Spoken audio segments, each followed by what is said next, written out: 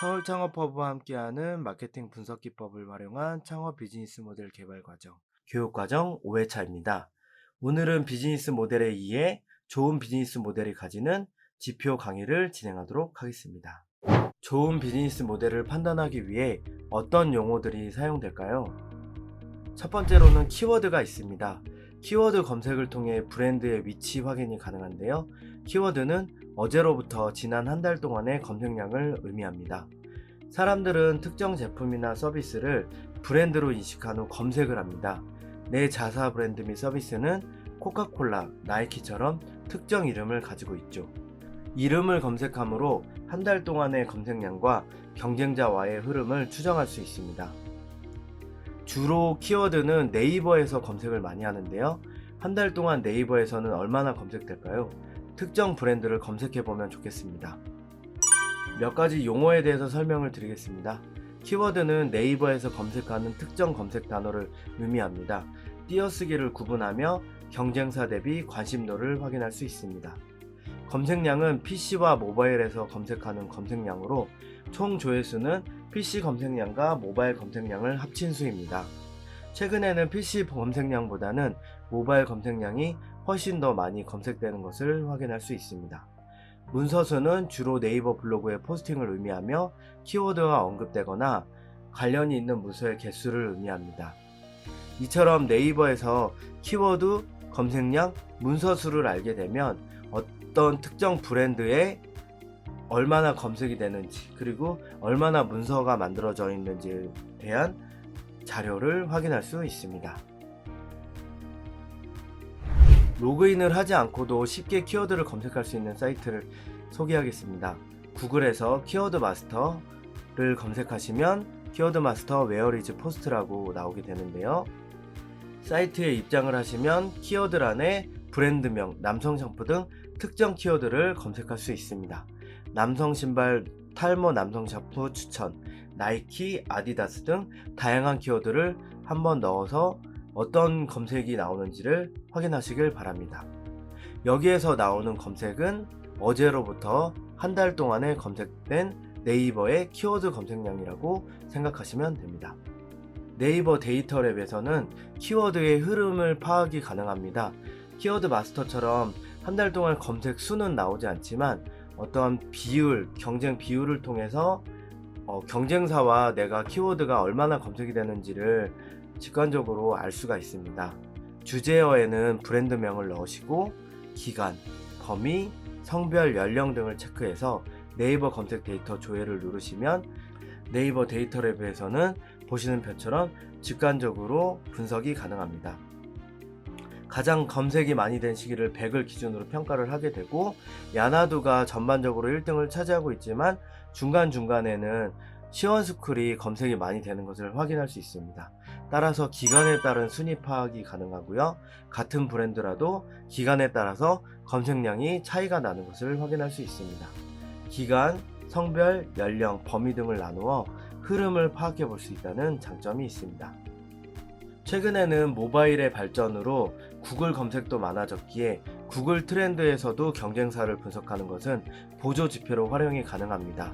시간 흐름에 따른 관심도 변화를 확인할 수도 있고, 지역별로 어떤 지역에서 어떤 키워드가 많이 검색이 되는지를 직관적으로 확인할 수 있습니다.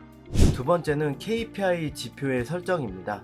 KPI는 키 퍼포먼스 인디케이터의 약자인데요. 제품의 핵심 성과 지표를 의미합니다. 스타트업의 특성상 전문적인 분석이 쉽지 않기 때문에 추출 가능한 목표를 정하고 월별로 개선해 나가는 것이 굉장히 중요합니다. 마케팅 대행사는 한 달 동안의 마케팅 행위를 통하여 도달하고자 하는 지표를 KPI로 설정을 하고 그 KPI를 달성했는지를 한 달 단위로 체크를 하고 있습니다. KPI를 정하는 것은 제품 및 서비스를 매월 목표를 정하고 달성 여부를 확인한다는 것입니다. 따라서 얼마나 나의 제품과 서비스가 성장을 했는지를 KPI를 통해서 지표로 확인할 수 있는데요. 최초 설정 시에는 복잡한 수식을 사용하기보다 단순하고 직관적인 목표를 설정하는 것이 좋습니다. 예를 들면 회원수를 500명 늘리겠다, 매출을 1000만원 달성하겠다 등 현실 가능한 목표에서 수정을 하는 게 좋습니다. 회원수를 500명 늘리겠다를 어떻게 파악하면 될까요? 사이트 회원가입이나 어떤 우리의 매장의 회원가입이 이번 달에 얼마나 회원이 늘었는지를 파악하면 되겠죠. 매출을 1000만원 달성하겠다는 우리가 오픈마켓과 스마트스토어에 판매를 한다면 그 오픈마켓과 스마트스토어에 판매하는 모든 매출을 더한 수치로 확인할 수 있을 것입니다. 몇 가지 KPI 용어에 대해 정리를 하고 넘어가겠습니다. KPI 목표는 매월 달성하고자 하는 마케팅 목표로 누구나 알 수 있는 직관적인 내용으로 구성을 하는 게 좋습니다. 매출을 100만원 달성하겠다, 회원수를 200명 늘리겠다 등을 만드는 것이 좋고요. 다만 이런 KPI 목표는 매출을 100만원을 달성하겠다는 것은 어떤 수식으로 알 수 있을까요? 회원수를 200명 늘리겠다는 것은 어떤 수식으로 알 수 있을까요? 회원수를 200명 늘리는 것은 회원 가입수 또는 회원 가입률을 확인을 하면 회원 가입수가 얼마나 늘었는지를 확인할 수 있을 것입니다. 이처럼 KPI 수식은 KPI 목표를 수치화시킨 것입니다. 단일 지표 또는 수식 지표를 사용하여 만듭니다. 회원 가입수처럼 하나의 지표로 확인할 수 있는 것을 단일 지표라고 하고요. 회원 가입률처럼 회원 가입수를 사용자로 나눈 것을 수식 지표로 만들 수도 있습니다. 그렇다면 우리는 어떤 KPI에 대한 수식을 만들기 위해서는 자원을 파악해야 하는데요. 단일 지표, 수식 지표를 파악하기 위해 수식 가능한 최소한의 단위를 자원이라고 합니다. 따라서 회원가입수 사용자 지표를 파악하면 회원가입수와 회원가입률 두 개의 KPI 수식이 가능합니다. 자원은 꼭 월별 수집 가능한 범위 내에서 결정하는 것이 좋습니다. KPI 설정 시 유의점이 있습니다. 첫 번째는 현실 가능한 지표를 만들어서 확인해야 됩니다. 우리가 이번 달에 예를 들어서 500명이 회원 가입을 했는데 다음 달에는 10만 명이 가입을 하겠다라고 지표를 만드는 것은 현실상 실현 가능성이 불가능하기 때문에 효율성이 좀 떨어질 수가 있습니다. 그래서 현실 가능한 지표를 만들어서 확인을 하는 게 중요하고요. 수집 가능한 자원 내에서 만드는 것이 중요합니다. 예를 들어서 우리가 구글 애널리틱스를 설치를 하지 않았다면 사이트의 이탈률을 파악하기가 어렵습니다. 이런 것처럼 수집 가능한 자원 내에서 KPI를 설정해야 됩니다. 또한 월별로 개선을 할 때는 현실적인 범위 내에서 개선을 해야 되는 게 중요한데요. 우리가 월별로 개선을 할 때는 어떤 수치적으로 20%에서 100% 플러스 마이너스로 하여 수치를 정하는 것을 추천드립니다. 다음은 USP입니다. USP는 유니크 셀링 포인트의 약자로 제품 및 서비스가 가지는 고유의 강점 또는 다른 제품과의 차별점을 의미하고요. 저희 강의를 통틀어서 가장 중요한 부분이 무엇이냐라고 하면 이 USP를 꼽을 수 있을 것 같습니다. 비슷한 제품이라도 USP는 모두 다르고요. 마케터가 제품 및 서비스를 대할 때는 가장 중요하게 생각하는 부분이기도 합니다. USP는 경쟁 제품과는 차별화된 가치를 제공하여 소비자의 이목을 집중시킵니다. 수많은 경쟁 제품 중에서 자사의 제품이 선택되는 요인에는 USP가 유용한 설득의 요인이며 소비자에게 반복 전달로 제품의 브랜드를 인식시킬 수 있습니다. 마케팅 대행사는 제품을 다각도로 분석하여 경쟁자와 차별화된 USP를 추출하도록 노력하고 있습니다. 주로 제품의 기능, 가격, 프로모션 혜택 등이 강조되며 광고 배너, 랜딩페이지, 카피라이팅 등 다양한 마케팅 영역에서 USP를 활용하고 있습니다. 이 화면에 보이시는 브랜드가 무엇인지 아시나요?